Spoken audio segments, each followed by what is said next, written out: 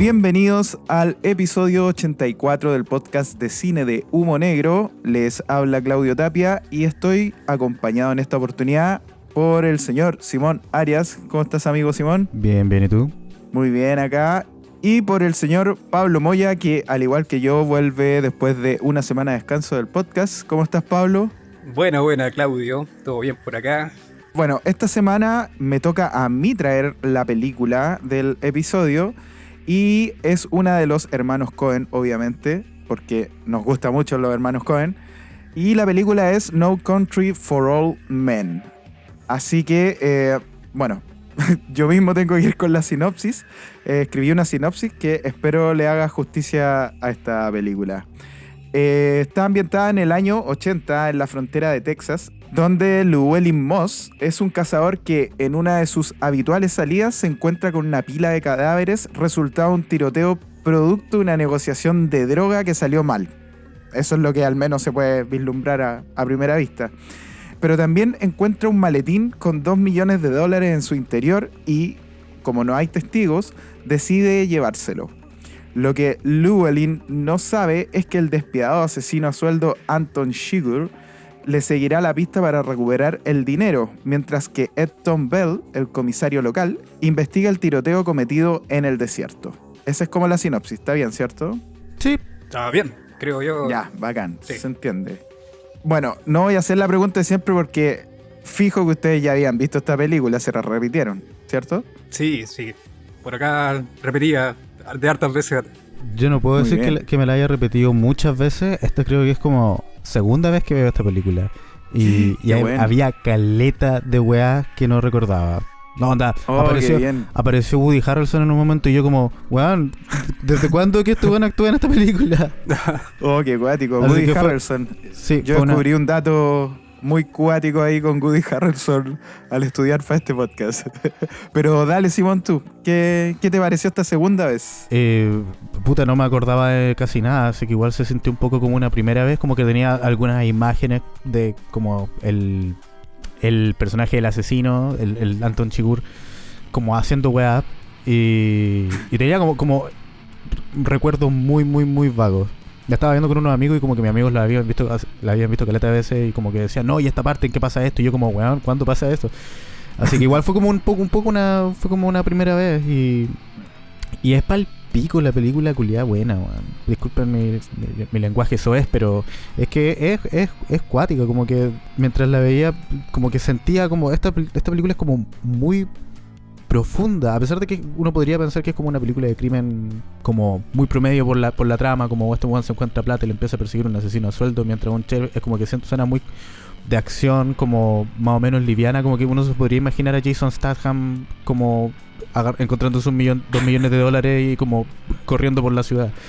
Pero esta película como que se concentra en no tanto quizá en la violencia, sino como en los efectos de la violencia y como el sinsentido de la violencia un poco. Entonces como que es mucho más reflexiva, a pesar de ser muy violenta, como que se siente que esta violenta es mucho más reflexiva y como que tiene más profundidad, a pesar de que como que la película igual es medio críptica, siento, en cuanto a como qué quiere decir exactamente con los diálogos, con estos típicos diálogos muy Coen que como que parecen no ir a ninguna parte, pero como que igual son muy sugerentes, entonces como que uno siente que está viendo algo profundo, entonces como se siente como una experiencia, me voy a ir un poco en volada, pero es como fue como una experiencia casi como trascendental cuando terminó la película y fue como, chucha, como que lo que acabo de experimentar fue importante. Y hace tiempo que no me pasaba eso con una película, así que Oh, qué buena. a mí me gusta Sí. esta película.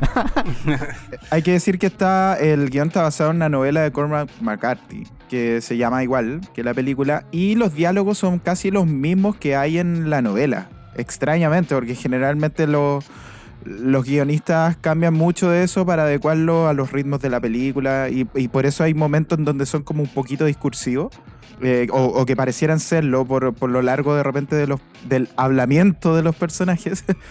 Y eso, yo creo que los Coen les encantó demasiado esta novela como para llevarla como con ese respeto por lo que ya estaba escrito.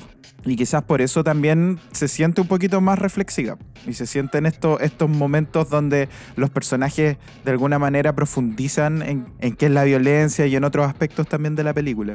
Y bueno, yo no hice la investigación previa antes de llegar al podcast respecto al guión, pero entiendo que esta película se llevó muchos premios en su momento por guión adaptado, precisamente por lo que decís tú, Claudio. No vi lo de los premios, la verdad que se me pasó, pero sí sé que es como la primera película en donde ganan por fin montaje los Coen. O no, parece que no ganaron por montaje, no me acuerdo, weón. Pero bueno, ¿a quién le importan los Oscars también, Bueno, weón? sí, no, pero No, pero en todo caso como que... la weá no se repite solamente en los Oscars, la weá tuvo un impacto en varias partes, en varios festivales de cine Sí. alrededor del mundo, porque Sí, efectivamente es una película muy representativa del universo coeniano. A mí me gustó mucho redescubrir la película. Si bien la había visto hartas veces, me gustó seguir redescubriendo principalmente el tema, el concepto de la malignidad en todo el ancho de la película y principalmente en el personaje Javier Bardem. Porque no es que el loco sea malo, no es que sea un weón que le gusta hacer weas malas, sino que el loco es malo, digamos, de adentro, así como que su esencia es mala, su esencia es maligna. Entonces, eso... es como un weón falto de conciencia. Y que aprovecha eso para hacer un buen trabajo, además. Sí, ¿cachai? no, Es como eso. Es un psicópata de mierda. Y me encanta que... Es un psicópata de mierda que como que se van a estas bolas como que le conversa a sus víctimas y habla Sí. puras weás. Es Sí. increíble las estupideces que dice, como que los dice con esta voz tan profunda y weá, y tan amenazante, pero es como, weón, está loco como una cabra hablando estupideces incoherentes. Como que no me acordaba de eso, porque uno como que igual siempre recordaba a este personaje como muy profundo y como amenazante y como, brígido, cosa que es. Pero no es porque Claro. no es porque sea como que diga cosas cuáticas y profundas, sino que es tan amenazante porque está completamente fuera de sí, está descontroladísimo y Sí, está eso chiflado. Es Es que el chifladísimo, weón tiene- po, weón. El weón vive su propio mundo, Eso si ese es el es, punto. eso es. Yo creo que el weón tiene sus propias reglas y como no tiene conciencia, ¿cachai? Y menos tiene empatía por el resto, arma unas reglas en su mundo para ser un psicópata en su mundo, po, weón, ¿cachai? Entonces, cuando nosotros lo vemos desde este otro lado del mundo, externamente, el weón está más chalado que la chucha, po, weón. Está pero piteadísimo. Ese weón es como, no sé, es como el típico weón por el que la gente clamaría a la silla eléctrica, una wea así. Claro, claro. Bueno, en algún pasaje de la película, Tommy Lee Jones, el personaje de Tommy Lee Jones, dice que el weón no está loco, sencillamente es su esencia. Entonces, ¿cómo juzgar su esencia a partir de una interpretación de otra persona? Pero claro, asume este papel de esta fuerza imparable, de esta fuerza implacable que siempre está ahí. Y me parece que la dinámica que tiene la película de perseguidor perseguido se acopla súper bien al papel que ejerce por la contraparte Josh Brolin, que siempre se tiene que estar preocupando de las amenazas que tiene a su espalda, no solamente de este gallo, o sea, del personaje Javier Bardem, sino que todo el mundo está persiguiendo a Josh Brolin, y el weón es un don nadie al final. Es un weón que simplemente estuvo en el lugar y en el momento equivocado. Y es una weá que me parece que es muy coeniana. Pero además, o sea, yo no diría igual que un don nadie, es un weón que utiliza otros mecanismos para enfrentar. Estas son dos fuerzas, weón, siento yo. Una fuerza como más avasalladora, más, obviamente, más al chancho, más irse de frente contra las weas, que es el personaje de Javier Bardem. Y está esta otra fuerza del personaje Josh Brolin, que es como un weón más metódico, ¿cachai? Quizá incluso más calmado, como que representa el bien, ¿cachai? Pero tampoco es un weón como bueno, si esa es la weá, son como weones que representan fuerzas. Y está este otro weón que es el Tommy Lee Jones, que es este comisario, que de alguna manera representa como la justicia, pero como que no... Eso es lo bacán, porque el weón no entiende qué weá está pasando. Incluso hay uno... Y como que no quiere saber tampoco, como que el weón como que se está acercando a este asunto de una forma muy como cuidadosa y como, no, la verdad, como que no me quiero meter mucho en esta weá, como cagado de susto con toda la situación, Sí. y como no entendiendo Sí. y tampoco interesado en entender cuál es la naturaleza de todo este mal que está acechándolo. Claro, a mí quiere me que da- no pase nomás. A mí me da la impresión de que el personaje de Tommy Lee Jones está avasallado por tanta malignidad que se presenta a su alrededor. En algún pasaje de la película, el gallo está leyendo el diario y con una noticia, weón, que es palpico, Y es una weá muy normal, de la naturaleza humana yendo hacia la malignidad. Y es una weá que está presente y el loco se ve totalmente sobrepasado por esa weá, más encima en el final de su carrera. O sea, está hecho mierda por esa misma weá, por cómo es la vida misma. Sí, de hecho, sabéis que yo estuve como, mientras veía la película, la vi ayer, bueno, la había visto un par de veces antes, la sentí mucho más grande ahora, siento que envejeció muy, muy bien, pero además como que sentía que no es una película sobre el personaje ni de Josh Brolin ni del de Javier Bardem, sino que es una película sobre el personaje de Tommy Lee Jones. Creo que la película es el centro, weón. Y bueno, ese es el centro en todos los aspectos también. Porque, claro, como decís tú, el loco está totalmente sobrepasado por toda esta mierda, ¿cachai? Por toda esta maldad. Pero si solamente lo llevamos a ese plano, diríamos que está como sobrepasado por lo que hace el personaje Javier Bardem. Pero también creo que está sobrepasado por el personaje de Josh Brolin, que siento que de alguna manera representa un poco la ambición. Sí, la claro. ambición desmedida. El de verse en peligro y no soltar la weá para dejar de estar en ese peligro, ¿cachai? Entonces, este tipo, o sea, siento que la película se centra en el personaje y por eso también termina con él y termina con estos dos sueños que él cuenta y que creo que le dan todo el sentido a toda la película. Recuerdo que en su momento he visto weones sacando unas conclusiones que uno no afirma tener la real conclusión de la película, porque igual es como súper interpretativa, pero de verdad que eran conclusiones de hueones que no entendieron estos pequeños detalles en imágenes que ponen los Coen. O sea, hubo partes que realmente no entendieron nada y sacaban conclusiones. Estoy hablando en el tiempo en que esta película se estrenó. Los críticos y algunos locos que, no sé, pues, weón, hablaban de la película así como con mucha propiedad y la verdad es que no la chuntaba mucho porque de verdad ni siquiera cacharon como esos detallitos. Por ejemplo, la cuestión de los pies de Javier Bardem. Cada vez que él cometía sus actos, ¿cachai? La weá de las botas, la weá de los calcetines. Como esos detalles no los entendieron, ¿cachai? Y llegaban a sacar conclusiones cuando, no sé, pues bueno, habíais perdido un montón de elementos en el camino. Recuerdo que habían tipos que decían que, por ejemplo, el personaje de la mujer, que no voy a decir cuál es, hay hartas mujeres, el personaje de la mujer no es asesinado por el personaje de Javier Bardem, siendo que claramente si leíste los elementos para atrás, sí lo es, ¿cachai? Entonces, no sé, weón, siento, obviamente, no puedo decir que le saqué la foto perfecta o correcta en este caso, pero sí siento que le saqué una mejor foto esta vez, ¿cachai? Y creo que incluso cuando hablemos del final me puedo ir en volá, porque tengo como 2 o 3 teorías así que siento que pueden ser correctas las 3. Eso, he dicho.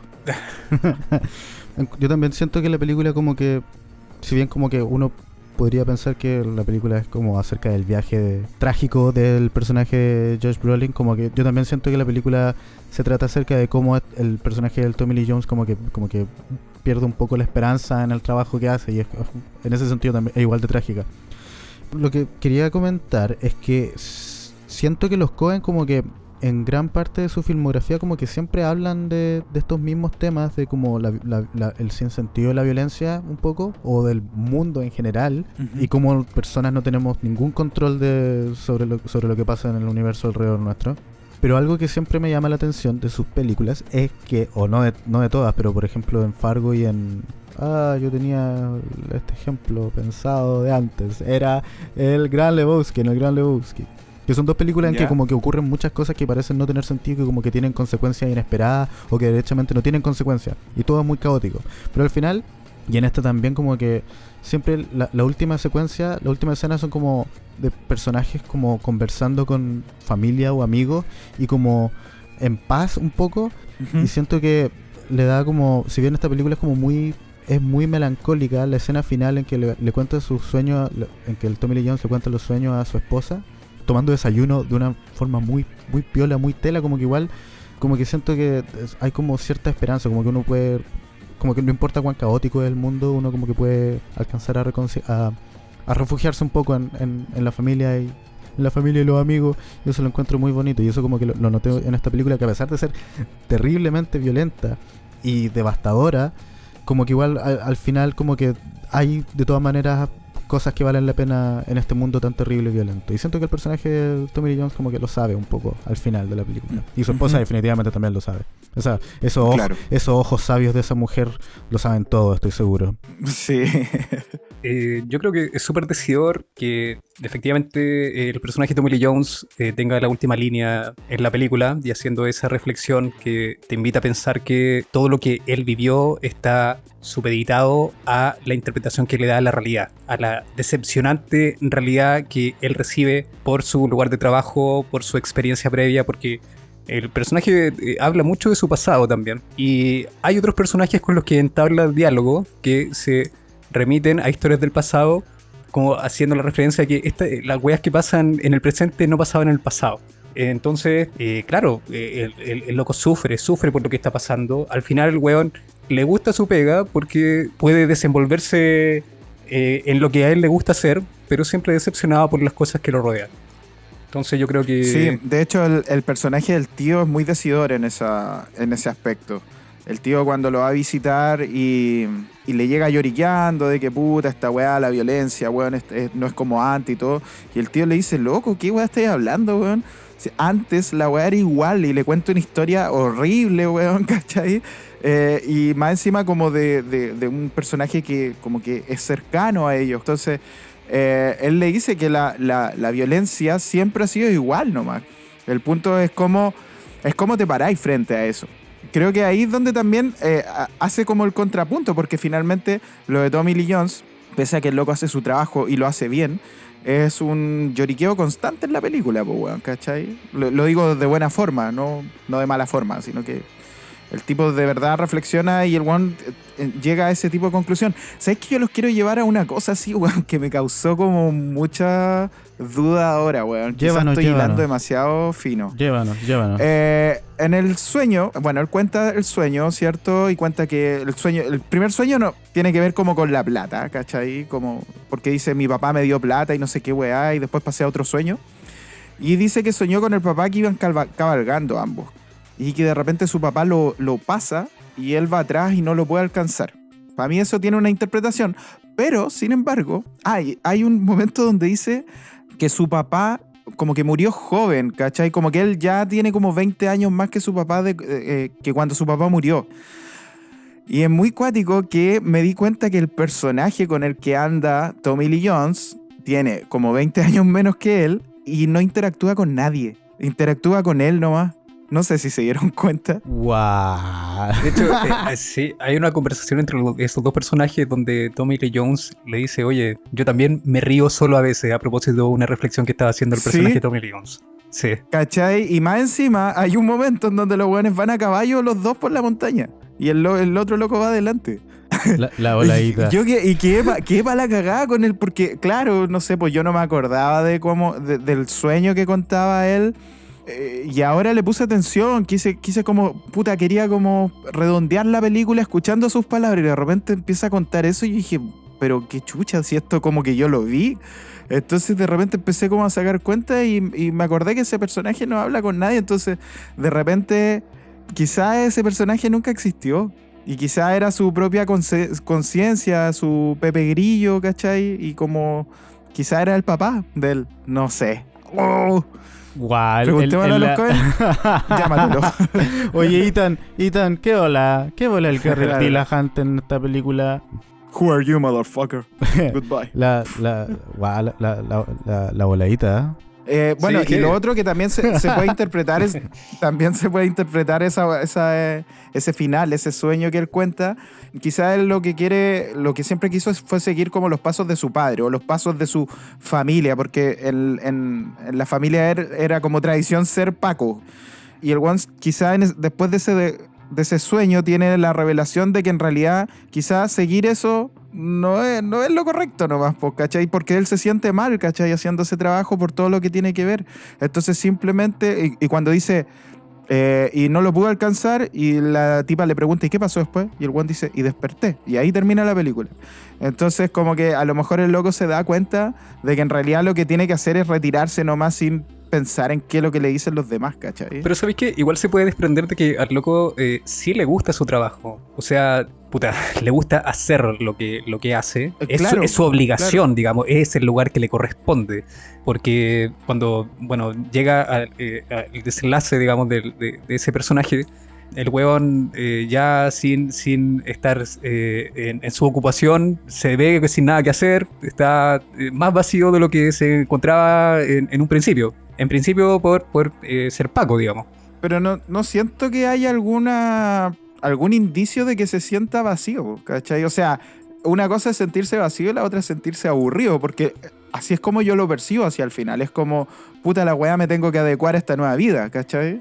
Al final, claro, cuando ya está como retirado, o uno asume que está retirado Claro. porque está como en la casa diciendo, ya, ¿qué hago? Ya voy a salir, ya. Claro. Y la señora le dice como, weón, yo no te voy a decir qué tenés que hacer. Claro. Y él le dice como, ya, te puedo ayudar acá en la casa. Y ella como, no, güey, no me ayudé acá, weón. Te manda la Sí, una chucha. pareja, Ojo, no, Es weón, una busca pareja- algo que hacer. Es una pareja muy tela, weón. Esa señora la quiero mucho. Aparece dos escenas Sí. en la película, mi personaje favorito. 2 escenas, y son 2 escenas, claramente. Entonces, no sé si el tipo se siente como vacío sin hacer lo que hace, ¿cachai? Quizás sí, pero siento que en la película al menos no hay indicio de ello.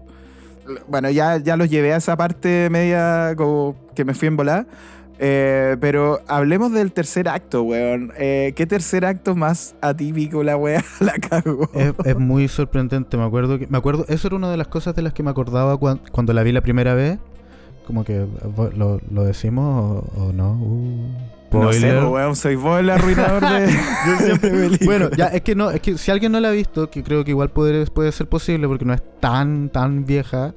¿De qué año es? Claro. ¿De qué año es? 2009. 2007. Ya. 2000, ya, ok, tiene más de... ¿2007? 2007, sí. 2007, Casi 15 weón. años, Oh, igual le ha pasado harto tiempo, digamos. Ya, sí. ya 15 Lánzate, años. lánzate. Ya lo hago, ya, bueno. Spoiler alert. Spoiler alert. Si, Esto si es usted no ha impor- visto la película, pare aquí el podcast y vaya a verla y vuelve. Sí, porque esto es En 2 horas. importante, pero la muerte de Josh Brolin fuera de campo, de esa manera, onda completamente... O sea, ni siquiera lo mata el Chigur. No, pues, weón. La weá, Claro. esa weá es una muerte de Breaking Bad. Es más, hay pocas muertes que me hayan... Porque es como triste que se haya muerto, pero es incluso más triste que se haya muerto de esa manera, que lo haya matado un personaje que nunca vimos y que al final todo haya... Claro. Onda, el Chigur mató a toda esa gente y ni siquiera se quedó con la plata, y el Josh Brolin muere fuera de campo en nada, de una forma completamente miserable y patética, Sí. weón. Oh, lo sigo encontrando chocante. Me sorprende, incluso cuando ya sabía que venía, el último plano de Josh Brolin vivo fue como, oh no, conche tu madre, no, qué paja por la chucha, ¿por qué tiene Qué que ser valiente así? hacer esa weá. ¿Por qué tiene que ser así las cosas? Sí, weón. Es muy valiente, yo creo, por parte de los Coen hacer eso, weón. Sí, no sé cómo será contado en la novela, quizás en la novela lo cuentan con más detalle, pero es una gran decisión que la muerte de ese personaje es casi la única que no vemos, porque no, mentira, hay hartas muertes que no vemos, pero onda, definitivamente Claro. los Coen no tienen ningún asco en mostrar muertes horribles, pero acá no, Claro. toman la decisión muy consciente de no mostrarlo ay, muy bien, es muy fuerte.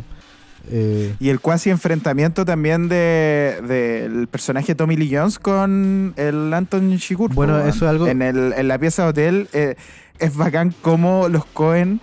Ahí yo siento que en esa secuencia los Coen dicen, ya, weón, vamos a poner a prueba a nuestros espectadores, weón. Y el que cachó, y el que no se va para la casa, ¿no?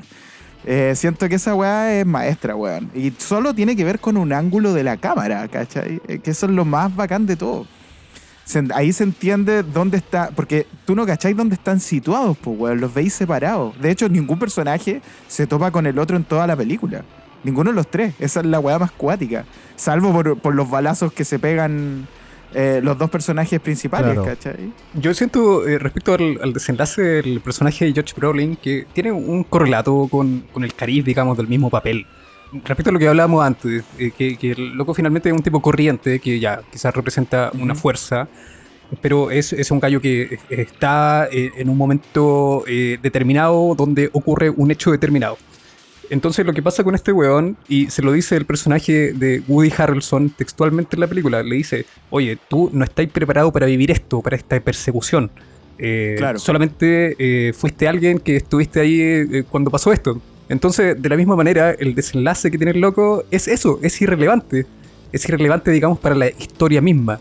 La maldad viene de todos lados, no viene solamente del personaje de Javier Bardem, viene de todos lados porque es un universo de maldad. Entonces, yo creo que se ajusta al carácter del papel. Sí, súper. sí. Brolin.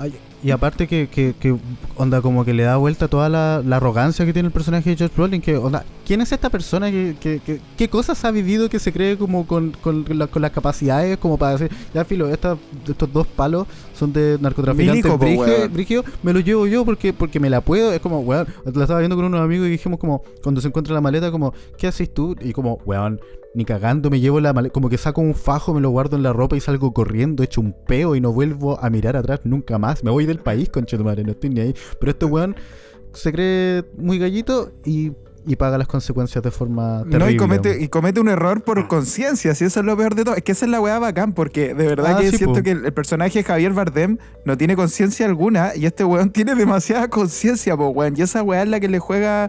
Oye, weón, a todo esto, esa weá cuando aparecen a revisarle la camioneta, cuando está abajo, ese pedazo de foto, weón, de Roger Dickens, puta, que más encima evoca caleta de Night of the Hunter que tuvimos hace poco acá en el podcast. La cagó, weón. Es The Night of the Hunter, eso es totalmente, es el ¿cómo se llamaba? Se me olvidó el actor, weón. Robert Mitchum. Robert Mitchum es el Robert Mitchum andando sobre el pony. Sobre bueno, el caballo. El enano andando en el pony, supongo. Sí, sí, no quise decir eso. Confundí ambas cosas. Pero eso es como Robert Mitchum en The Night of the Hunter andando sobre el caballo. Es lo mismo, weón. Es maestra esa weá, weón. Y bueno, y la weá del perro. Coche tu madre, esa weá a mí siempre me vuelve loco, weón. Bueno, la película como que es más tensa que la chucha todo el tiempo. Es súper lenta, pero es muy tensa. El primer enfrentamiento entre Josh Brolin y entre el Llewellyn y el Chigur es cuático, onda, cuando aparece la sombra de los 2 pies en la puerta y apaga la luz, onda, conche tu madre. Me estaba tapando los ojos con las manos, weón, porque no quería mirar, conche tu madre. Sí, es palpico, muy es palpico. No, si te... muy bien. Hablemos de la arma. Y ya es lo último, porque sí, estamos llegando al tiempo. Sí. Qué bacán la mezcla de sonido de esta weá, sí, los disparos con el silenciador son terribles. Es un ruido terrible, sí, que vaticina muerte. Es muy bueno. Sí, vaticina muerte dolorosa. Es palpico como todos los elementos de la película, el sonido, la foto, el montaje, todo como que funciona tan perfectamente, weón. A mí no me gusta mucho hablar de películas como perfectas o cosas así, pero siento que esta película como que realmente ocupa todos los elementos del lenguaje cinematográfico con habilidad impecable para entregar una experiencia que onda produce pena, melancolía, esos son sinónimos, melancolía, tensión, angustia, muy bien. Pura buena. Lo otro que me llama mucho la atención es cómo los Coen confían tanto en el poder de la narración y en el poder de las secuencias que tienen, que son capaces de dejar de lado la música de Carter Burwell. Weón, apenas se escucha, en un par de escenas logré captar un poquito la música hacia el fondo y tenía la weá terrible, fuerte. Tengo una talla, lo voy a contar bien rapidito. Estaba viendo la película y empiezo a escuchar como unos tambores. Cuando el Llewellyn está revisando la auto por primera vez, escucho unos tambores y fue como, wow, esta película tiene música. ¿Por qué me habían dicho que no tenía música? Porque esta música funciona súper bien. Eran unos tambores muy ominosos que generaban harta tensión. Y me di cuenta de que eran unas weadas afuera, como que había unos tambores afuera de mi casa y yo iba a venir acá. ¿Su batucada? Yo iba a venir acá a decir como, oye, ¿qué me andan diciendo que la película no tiene música, weón? Si tiene música terrible buena, unos tambores ahí en esa escena. Sí, no la se weá le metieron hasta tambores, hubiera quedado como full Perkin. Bueno, yo voy a contar una wea quizá un poquito similar. Que de repente esta película tiene mucho silencio, hay muchos momentos silenciosos. Y de repente la wea empieza a sonar Juan Gabriel. Puta, y era mi vecino curado de abajo, weón, con la música todo chancho. Weón, y tuve que subirle mucho más. Y era muy cuático ver la película con el fondo de Juan Gabriel, weón. La wea faló yo. No quería contarlo, pero ahora que decir lo de los tambores me acordé, weón. Y bueno. Y ahí podía ser el enganche con que el personaje de George Brolin, weón, pasa la frontera, weón, y se queda ahí. Claro, México. Claro. De veras. Y encuentra a Juan Gabriel, Claro. vivo. Oye, no, Oye, ya, y sumar entonces- lo ah, último, perdón. sumar lo último a lo que ustedes dicen, las cuotas de humor negro que obviamente nunca faltan en el cine de estos hueones. Hay una wea que me causó mucha gracia en la película cuando el personaje de George Brolin llama a su esposa y detrás está la vieja, la mamá de la Sí. galla. Y detrás le dice porque el personaje de George Brolin le dice, oye, pero si tu mamá está bien, y la vieja detrás dice, oye, pero ¿cómo voy a estar bien, weón, si tengo cáncer, loco? Tengo cáncer. Sí, le grita pura wea así como, córtale ese weón, una wea Claro. así, como le tiene que terrible mal a la vieja el weón. Sí, no, yo encuentro que no tiene ningún desperdicio esta película. Yo al menos la recomiendo mucho y bueno, por eso quise traerla. Por eso la cambié por Duro de Matar, además, porque yo en este capítulo ¿Qué? traía Duro de Matar. Pero otra gran, Y- gran película que yo creo que Sí, debería sí, volver pero- a pero la sí- vida. Pero siento que esta da más para hablar. Así Sí. que, pero igual la voy a traer Duro de Matar más adelante. Así que yo recomiendo al menos Sin lugar para los débiles, como le pusieron acá. La recomiendo mucho, mucho, mucho, sí, con todos los yumbitos del mundo. Lo mismo por acá, cabros. Buena película, gran película. Se puede redescubrir todo el rato de todas las veces que la quieran ver. Así que súper recomiendo. Sí, estoy muy, muy de acuerdo. Creo que puede ser el punto más alto en la filmografía de los Coen hasta ahora. Aquí quizá no es mi favorita, pero creo que es como el pic del lenguaje audiovisual y guión y actuaciones y atmósfera y todo eso. Sí. Así que también la recomiendo mucho. De los elementos del cine Ujú. en general. Salvo la música que la dejaron afuera. Hay música al final, ¿no? Bueno, de hecho, por eso en este capítulo vamos a tener puesto a Nine Inch Nails y su Creative Commons por detrás, porque no hay música de esta película. O sea, tenemos la de los créditos nomás. Eso es lo único que va a estar en este episodio. Oye, chiquillo, bueno, pasemos a las recomendaciones personales. ¿Alguien trajo algo? ¿Pablo? No, weón, no he visto ni una wea. Así que 0 por mi parte. Ya, muchas gracias, Pablo. Ya, de nada. Simón. Yo tengo una buena y una mala. Vi la primera temporada de Ted Lasso, la serie de Apple de Jason Ya. De Sudeikis. Jason Sudeikis, sí. Me gustó harto, lloré un par de veces. Es una serie muy bonita que tiene puros buenos sentimientos y es una buena serie para ver después de ver esta película, por ejemplo. En cualquier mal momento, ver un capítulo de Ted Lasso siempre limpia el alma. Y Buena. una cosa muy mala que vi es The Army of the Dead de Zack Snyder, que está en Netflix. Es muy mala. Dura 2 horas 20, onda, no tiene por dónde, ni siquiera puedo decir como, no, No. filo, es una película entretenida. No, loco, dura 2 horas 20, no tiene salvación, es horrible, la detesté de principio a fin, todo muy mal. Así que no la vean, recomiendo no ver esa película, eso. Los más la van a ver. sí, probablemente. Bueno, otra para sumar ahí a mi filmografía del odio de Zack Snyder, weón. Puta, el weón penca, loco. En mi opinión no vayan a pegar. Ya, yo voy a nombrarlas solamente porque estamos como muy sobre el tiempo. Vi Joven y Alocada del 2012, nunca la había visto, está en Netflix, de la Marieli Rivas, la que es la directora de La Jauría, Princesita y como 800 comerciales más. Puta, no me gustó mucho, weón.